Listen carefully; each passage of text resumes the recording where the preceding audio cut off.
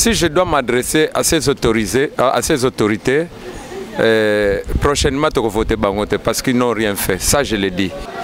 Une politique de Bruno Tshibala qui, je ne sais pas si nous pouvons le mettre un peu en dessous de la côte, hein? Donc moins 20 sur 10. Moto Mwindo, yo commence kolela lela. Natikali bango souvenir. Ça bien, on dit Adolphe Dominguez. Ekoya. Ebele. Bon, le 23. Le 23 baroyok. Mateboué. Aïe aïe aïe aïe aïe aïe. Congo mboka nanga na kolinga yo na kobatela yo kino suka o Congo. Bana poto, bana kini, bana Paris, mokili mobimba, Luanda parsi, Afrique du Sud parsi par là, au Bolanda rémission, Bolanda pena, Congo promesse. Congo promesse, c'est ça chaîne sur YouTube. Et yé ma bé et là mon pépasi, qui a ma kambwasi, ma kambwa lelo.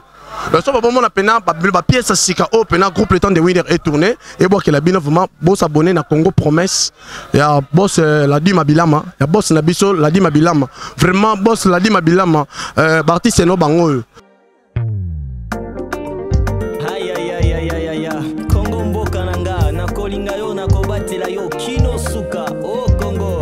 Voilà, c'est avec tous les plaisirs que nous sommes là en train de vous présenter cette émission dans le cadre de notre site Congo Promesse officielle. Je crois déjà que vous comprenez que par ici, ça a toujours été le cas. Lorsqu'on se retrouve par ici, c'est beaucoup plus pour que nous puissions faire en sorte que tout puisse être éclairé. Je suis Bruce Mangitokoulou. On s'est quand même dit aujourd'hui avec mon équipe, là je pense à mon ami Boss Tawaba. Nous sommes sur Congo Promesse officielle du Boss Ladi Mabilama. Question est-ce que nous puissions faire de la lumière par rapport à ce mouvement. C'est bien sûr une formation musicale. Il y a Yemoko, président Djikin Balema. Depuis un temps, tu es bien sûr que les orchestres, ils ont un temps et des frayas chroniques. Ils ont voilà, avant musique, aveugle, ça la rage, mais le lot, tout ça pour que tout mais qu'on peut comprendre. Président, bonjour. Bonjour.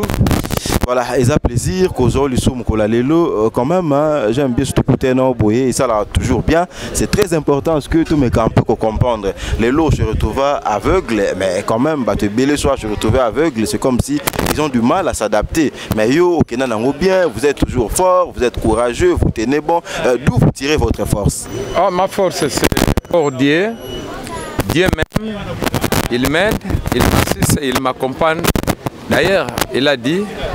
Il ferait traverser les aveugles même sur un sentier qu'ils ignorent. Et moi, je suis parmi ceux qui bénéficient du soutien de mon Dieu. Voilà, c'est très bien. Dans notre pays, nous avons un ministère, c'est bien sûr celui des affaires sociales qui est censé s'occuper des affaires des démunis ou encore des personnes qui vivent avec handicap. Il y a des personnes vivant avec handicap, mais au moins, tu te débrouilles quand même seul, tu fais vraiment cavalier seul. Par là, on a mes campeurs comprendre. Sauf qu'on a moi vision encore idée par rapport à la façon dont notre pays s'occupe de la personne vivant avec handicap. Est-ce que vous êtes fier de cette politique? La politique au Congo, la politique sur la personne vivant avec handicap n'existe pas. Ce n'était que des catalogues de bonnes intentions. Je dirais, si je dois m'adresser à ces autorités, prochainement tu vas voter Bangote parce qu'ils n'ont rien fait. Ça je l'ai dit, sincèrement.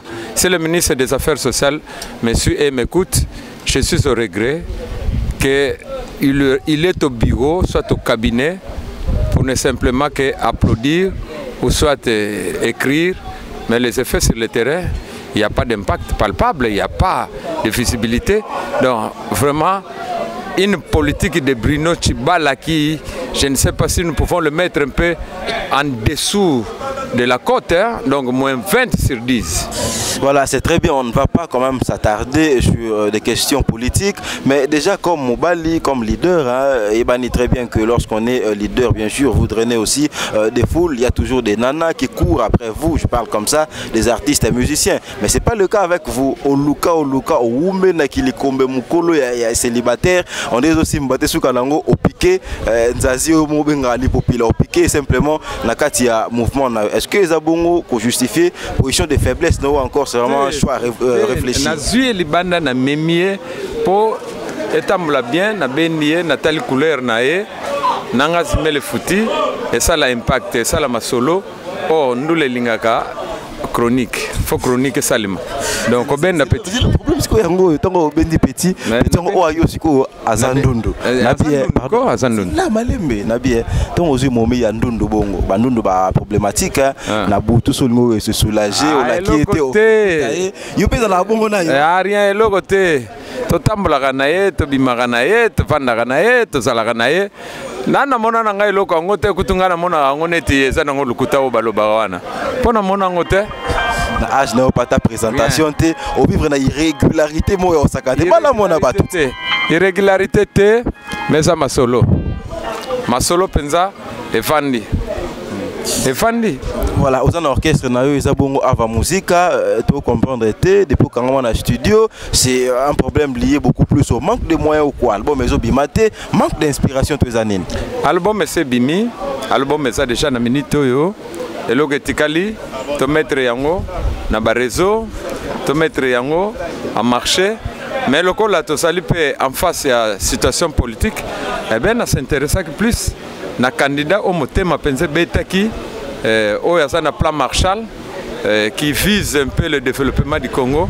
Voilà, c'est comme ça que na chakina moi tempo côté wana album pourtant au côté papa madame Vita et au sala masolo na ko sanga bambongo te ya sala déplacement na ba mission parce que tout ce qui me reste c'est avoir l'argent. Oh, aujourd'hui, je me bats en solo, je me bats vraiment comme banakin balobaka il faut perso comme il faut perso. C'est pourquoi on est là, donc on se débrouille. Mais je crois dans quelques jours, bon, tout ça on a déjà réalisation à clip. Aujourd'hui, nous mettons un peu la main, dernière main pour avoir tous les papiers.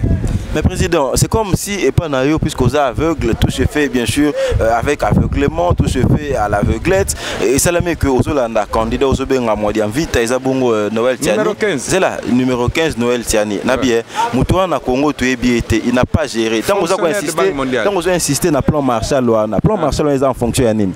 Ah, plan Marshall c'est pour le développement du Congo. Na Congo boye bien parce que c'est un fonctionnaire à Banque mondiale. Et il n'a pas la main sale, il n'a pas volé, il n'a pas travaillé, il n'a pas été au trafic d'influence. Donc il n'a rien à lui reprocher. Donc on ne peut rien reprocher au candidat Noël Modiamvita parce qu'il vient de la Banque mondiale. Vous savez, la Banque mondiale, c'est tout le rigueur. Et comprenez, 38 ans, ce n'est pas que quelqu'un qui a été un valet, non, mais plutôt un directeur résident qui représentait la Banque mondiale dans 85 pays du monde. Comprenez un peu que, avec tout ce qu'il a tissé comme relation, avec tout ce qu'il a eu comme carte de visite, avec tout ce qu'il a eu comme relation, et je crois que si nous plaçons un tel monsieur à la tête de ce pays qui a été meurtri, et je crois que le Congo pourrait sortir du gouffre. Donc c'est avec lui, c'est avec ce candidat-là, numéro 15. D'ailleurs, je le dis, tous les 13 millions de personnes handicapées qui m'ont connu, qui me connaissent, il n'a qu'à voter, candidat, Madame Vita Noël, numéro 15. Et c'est avec lui, plan Marshall, c'est pour développer le Congo. Le plan Marshall, c'est ce qui a développé l'Europe. Après la deuxième guerre mondiale, ben, c'est ce plan-là, c'est ce plan que nous voulons au Congo. Parce que quand je vois les aveugles, à travers tous les alters de la ville de Kinshasa. Quand je vois toutes les personnes handicapées à gauche, à droite, rançonner, faire un peu, je ne sais pas si, des boutiquiers, mais ça nous révolte. Et moi je dirais que c'est avec ces messieurs que nous pouvons développer la vie sociale. Parce que tout ce qu'on nous a raconté, eh bon, c'était un catalogue de bonnes intentions. Il n'y a rien, il n'y a rien. C'est très bien, vous l'avez déjà dit. Oui. Mais personnellement, avec mon ami Boss Tawaba, on comptait bien sûr soutenir également ce candidat qui est bien sûr Noël Tiani. Mais bon, notre base ne nous a pas autorisé. Ah, Mikolo Ezara, bon, c'est base autorisée en tout cas. Base n'a autorisé, le 17, Tozana Stade, base est autorisé, le 17, Boya Koyoka, candidat Madame Vita, na stade du 20 mai.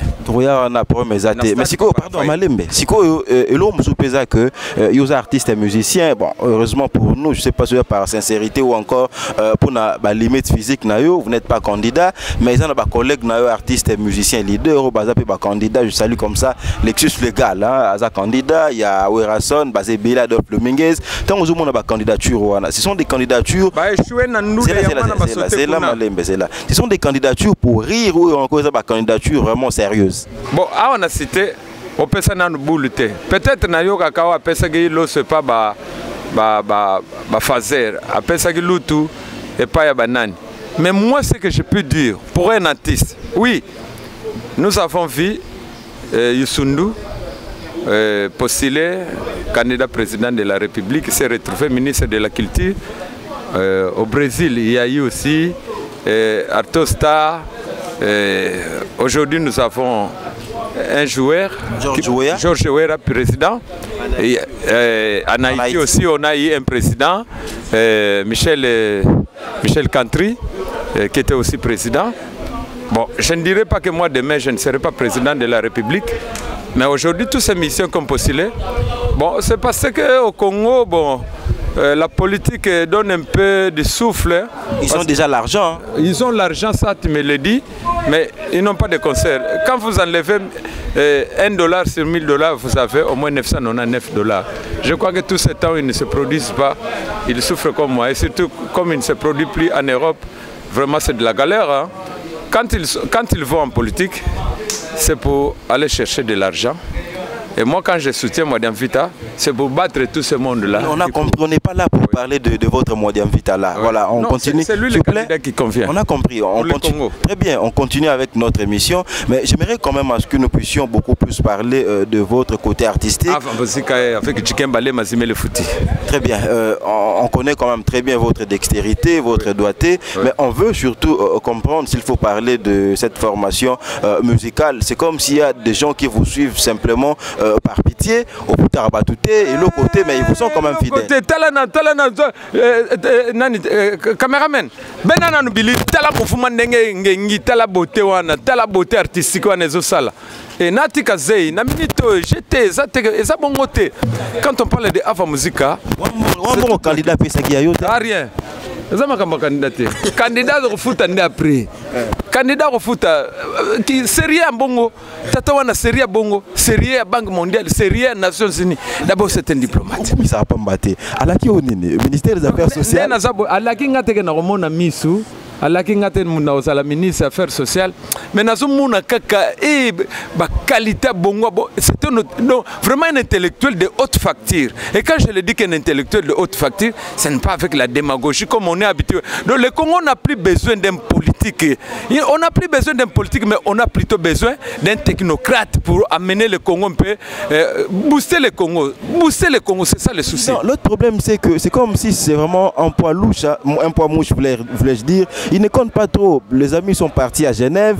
Il y a Tikali et comme on a problème, il y a base entre-temps. Mais ils savaient déjà, ils savaient qu'ils vont aboutir à un chaos, à un échec, au discorde. C'est pourquoi nous disons que le Congo a besoin d'un technicien, un technocrate, à l'exemple de... Vous savez, le rapport de la Banque mondiale, de l'OMS, c'est ce qui a fait promulguer notre chef de l'État, la loi 13/024 du 7 juillet 2013, c'est-à-dire l'adhésion de la République démocratique du Congo à la Convention internationale relative aux droits des personnes handicapées. Ce sont des institutions, moi je dirais, approuvées, expérimentées. Quand ils font des enquêtes, eh bien, ils aboutissent à une solution. Pour le cas du Congo, si un technocrate, numéro 15, Modiam Vita Noël, décide de s'investir au Congo, eh bien, il compte apporter son expertise. Non, j'ai une autre question. Oui. J'aimerais surtout savoir, vous êtes aveugle, hein, normalement, l'histoire des habits ne devait pas vous intéresser. Mais à tout moment, d'ailleurs, quand je vous avais appelé, oui, ça il y a quand même une petite forme. Si vous avez forme, vous avez une petite forme, et puis vous avez la salité. Photos à la propre na masolo to sala po après auto que nous sala pibia nani village Temba to beta le 23 na Forestcom donc en face à CCTV dans le 23 dans soto longwa to que sala pibi na biso na village Temba donc nengo moni boye notre lati boinde boko mona biso donc na forme le 23 boyoka lisolote président veste lati ya couleur ah bon na ebike na senga na mouvement mobimba to lata noir na banza pe mouvement mobimba balati noir chemise à pembe il veste nous à rouge Ah, t'es ça rouge, t'es pas comme ça rouge. Vos cravates à couleur. Directeur personnel, ça bleu de nuit. Oh, canisa, tu y es bien que ça bon. N'a pas déjà quelques questions, il faut préparer déjà réponse. En tout cas, Président, c'est vraiment un plaisir pour nous de vous avoir. Mais toi, on a besoin de mots, mais un peu pour comprendre un peu Vinayo. Il y a des gens qui nous disent toujours que vous souffrez énormément. D'abord, financièrement, ça pose de sérieux problèmes. Pour preuve, l'album Kangama, ici, il a raté. Kanda Batoye, au Kangamier, Tata Bato Diembeli, a comme le rôle, Tata Dao pendant Goza Mukolo, Kobondela inutilement. Mais le problème, c'est qu'il y a ma casse, c'est que on peut un peu faire comprendre. Parce que, en fait, tout un journaliste, quand les gens disent que nous souffrons énormément rien. Ngakutu nazo damena ngatala libumo nazana osoki nazaki na souffrance na ozana libumo boy. Nakola abona ebike kozala na libumo eza santé te ko sala pe malade. Est-ce que nakola taboy? Souffrance on nazana ngonde nazwa un soutien oyo kosombelanga matériel. Ce soutien-là me manque. Nazala na soutien or financer ngai pour na la promotion album ne soutien wana nazangi. Mais souffrance penza o babenga ke souffrance. So nazangi na souffrance mais le monde nga ne ba fait que ba otanda maboko na balabala na ba kwenyo sa bazandu na babar. Chose que je ne peux pas faire. Oh nazana chérie nanga. Zana bengulo. C'est où Meli? Zana bengo. Étoile du matin. Alida. Étoile. Alida. Alida ça. Ah, yana koto merba mona. Yana koto. Yana koto. Complété mère, maman. Bonjour. Bonjour. Ça va? Ça va bien. Okay. Yo père Mobo, on doit se retrouver dans la position à faiblesse. Comment mon bal est 12 ans déjà à travers l'autocorps et ça tout le monde normal. Ah non, ils ont vraiment bon côté. Oh, ils ont la carte biso monde to ebi. To ko yemba yemba ngote quoi. Bon mon a ka surprise. Maman, ko silikate eza question moi il faut na poser pour le bama pena mingi hein. Ba te belé ba message na oyebi sa biso tango nyonso que bino ba albinos ça c'est comme si bozana mamo boy na bien. Yo sala na président ça li soit aveugle. Wana ba na kati ndako. Siko ça la explication mystère wana que yo so wana ndako na mutu que na butu ata amono la limakasi quand on a besoin de se soulager sera la qui au bimela ekuna. Est-ce que c'est vrai? Ah, wana ezango kabalezo ndi. Eza kabalezo ndi eza mambalo kuta preuve ane ke azana tolala naye na mona ngote. Na mona ngote butu basana butu po mutala lo pema. Donc ce butu koki munyo sakanga misi faut pema parce que tamboli oke msala osema mebele butu faut pema. Et donc ça parce que on zo baté siko yo butu bat balali yo la muki poke wa bina wana batay bola muka te bola mystique mobo tam so on dit aibi sere yo moga bi obimela ba 2 fois boy. Ah rien so de bon nga kimat so bon nga kimat le roi kimité c'est que c'est normal. Parce qu'on a bien pardon vous comprenez nga et les kelanga de couple la linga ngo trop mobile aza aveugle moi c'est aza albinos et ça la bino ne se botam molanzela et ça la biso bien makasi.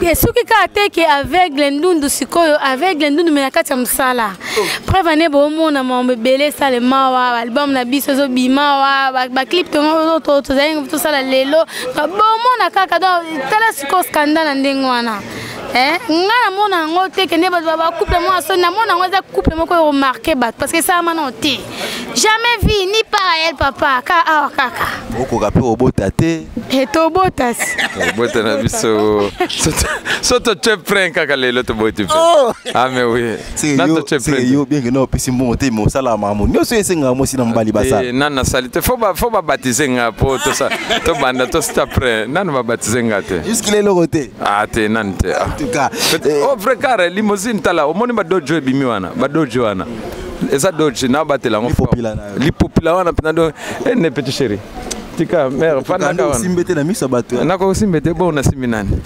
karnanga esa karnanga. En tout cas merci beaucoup fana kene na ngoti na suka. Voilà, tout c'est Peli Makasi, il y a également des amis qui vous accompagnent, ils sont avec nous, tout mais un peu pour comprendre bangope. Ah, cher ami, très bien habillé hein. Merci. Ça va? Ça va bien. Yo beta un orchestre oyo président Salamanga Mawa musique banzembo bimaraté mais bokanga mi kaka qu'est-ce qui te motive? Bon ya liboso na kolo banana pesa na kombo nanga nga babenga nga Igor Sembe bébé yaourt liboso non aux orchestres papa nanga donc nga na ça moi na père moi na ma ya beaucoup biologique non quoi biologique était vraiment non papa me soutient bikai ça qui orphelin négligé ce qu'il y a le côté orphelin négligé wana vraiment non nga mutu vraiment do azwanga mande ya beaucoup linga kolisinga de bomo na Igor Zembe boyazo pesa ba makambo par-ci par-là donc grâce à mon papa Djiké Balema donc sans oublier je suis le chorégraphe du maître donné dans ça ngande na binisi makambo Tesiko pardon problème c'est que ça cause un chorégraphe du maître on a mouvement et omeli mais jusque là bobeta à concerté bon il y a ma bobeta na village Ntemba toujours des répétitions au monde a été que vie aux mois compliqué parce que biso na avant musique to beta pa pambati mais biso nde makambo parce que au beta biso karamonika kende tinégligé mais so pousse notre litoyi na yo on se retrouver pour ba bazoya nde tout monde va que ba pousse un peu na biso pour ba yo ka litoyi ba se retrouver ah makambo ça d'ailleurs yo moko yo kaka déjà makambo sali eza ka teke bango ne ba makambo biso be makambo so makambo na biso za apprécier to ndango malembe le kwa caméléon au tia bato baza na baza apprécier ba beta ba sala mambo yenge momonike botie ava musique ataka nde tout ça tout monde et boy basua ensuite il faut pas ça le moins grave il faut pas ça la boue biso ce qu'on a péteniance merci tu parles beaucoup hein ouais je m'appelle Igor Zembe bébé Yaour donc veut dire vitesse c'est à moi trop donc il a dit que kalaté ba se pila na bom na biso zo bima donc bon biso kalaté zo bima titre presque comme topé ça mais kalaté bo zo bord bo mon bébé Yaour à bini fort na bo santé ali à Weston Mississippi Missouri 3 fois plus que Rihanna Santa Diable yende vraiment clôturer ma solo mère na biso yo mère supérieure yé à cradre étoile brillante étoile brillante c'est elle yé sous ça 3 fois étoile du matin étoile du matin voilà ça je présent à chanter la caméra mon ponanga faut 5h kaka ponanga isiko so amki 6h 7h à côté donc 4h 5h on amki monier 6h 7h azati Cléopâtre Kosa yé ma Cléopâtre Kosa na Cléopâtre na ba que Cléopâtre yeso ya les kabi misarabandi min église mais elle est na Cléopâtre dans la niveau Cléopâtre éclairage ya makasi éclairage qui tellement makasi ko ziki s'appelle dans image donc faut za maele pour nous éclairer tellement donc yo mo comprendre to zoomer nga yo ça nini pour donc tellement ngane na opela donc vois que tu na parlons pas c'est bon ta écoute donc na lolité prétoire bimade président ya tomboka pam ya tomboka te wana za grand prêtre dans ya to lisolo moko biso musuto yaka na kati ko to sola nayo abenga mpodi mamba ibisa ngai Sonine. Abesco ça bah j'ai toi les popila na ngai. Ya solo. Jaloux hein. Vraiment, jaloux magane tinga pe jalouse na makasi. Vraiment. Pour na message kaka na ebisi bino ba fan na biso avant musique pe ba fan ya Igor Zembe bébé Yaour. Boye baraka père ya Igor Zembe nde bomona ke bo ça la ba fier bon père na Djiké Balema quoi. Hein? Jamais. Merci beaucoup. Allez, on va vraiment boucler hein, avec le président Yemo Djiké Balema Zimé les foutus. C'est bon hein, avec ton candidat Olia bien, Libumwela qui est au côté et Bimi. Ah, président, c'est bon hein? Non, papa Mayele Ndemute Salinke Nalandaye. Papa Mayele Belé, l'expertise est belé.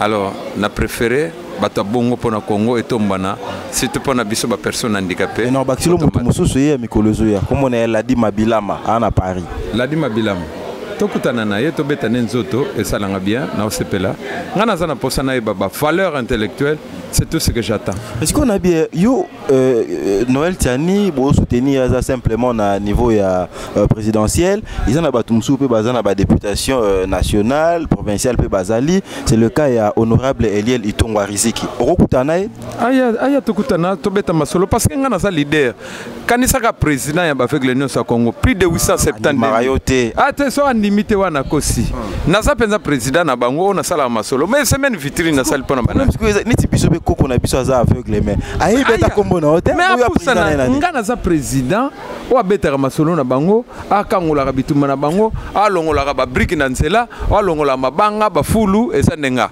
eza hôtel de ville te mutalongola pona ba ngana za bidozer na longola ka penza donc tout ce qui est encombrement dans nzela pour aveugler attendre bien donc moi j'ai besoin de tout politiciens, pour ne pas dire politiques, qui voudraient au moins sortir les aveugles du gouffre. C'est ça mon souci.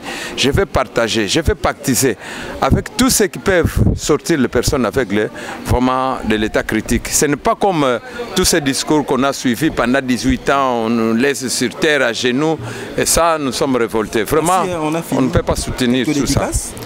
Dédicace nanga omoni cordon raf azwa losako nae natindi dédicace nanga et par Rachidi Ipupa azana bandal natindi dédicace nanga et par prof Iolo natindi dédicace nanga et par Romain Makonda oh Dipro CCTV natindi dédicace nanga et par l'ADG oya komisika na CCTV nani Moïse Jean-Jacques Mamba natindi pe dédicace nanga et pas chez Temba KMB voilà bango nyonso to ba yebi Jikemba lema voilà oyebi bato belé batali biso ba osepela te sur salame que ba ka mbanga et puis pardon siko ezape bien moi a capella ba yo ka voir ngote nayo ki kolela ya moto moindo diaspora noire nyonso bazali se kolela misère ya moto mwindo